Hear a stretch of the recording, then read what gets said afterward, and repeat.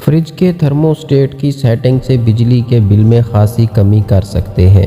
Fridge के thermostat में 0 से लेकर 7 तक पॉइंट्स होते हैं, जिसमें 0 सबसे कम और 7 सबसे ज़्यादा कूलिंग वाला नंबर है। कंपनी रेकमेंडेड सेटिंग में दर्जा हरारत के हिसाब से थर्मोस्टेट की सेटिंग होती है, लेकिन वो ज़रा मुख्तलिफ होती है। दूसरी तरफ टेक्निकल और इलेक्ट्रिकल माहिरीन के मुताबिक इसको एडजस्ट करने का तरीक़ाकार थोड़ा सा मुख्तलिफ है।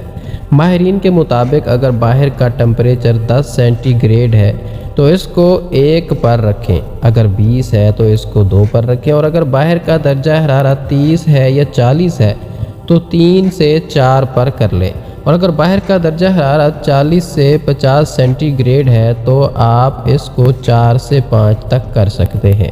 आम तौर पर गर्मी की शिद्दत के महीने के अलावा दर्जा हरारत 30 से 40 के अंदर रहता है, तो इसको देखते हुए आप थर्मोस्टेट को 3 से 4 के दरमियान ही रखें। इस सेटिंग से कंप्रेसर पर ज़्यादा लोड भी नहीं पड़ेगा और ना ही बिजली ज़्यादा कंज्यूम होगी, जिसकी वजह से बिजली का बिल कम आएगा। एक और बात, फ्रिज का दरवाज़ा बार बार खोलने से नहीं बल्कि कुछ देर के लिए खुला छोड़ने की वजह से कंप्रेसर दोबारा कूलिंग के लिए वर्क करना शुरू करता है, जिसकी वजह से बिजली ज़्यादा इस्तेमाल होती है। बाकी फ्रिज में चीज़ें कम हो या ज़्यादा हो, इससे फ्रिज की कूलिंग पर ज़्यादा असर नहीं पड़ता, ना ही कंप्रेसर पर कोई लोड पड़ता है जिससे बिजली ज़्यादा खर्च हो।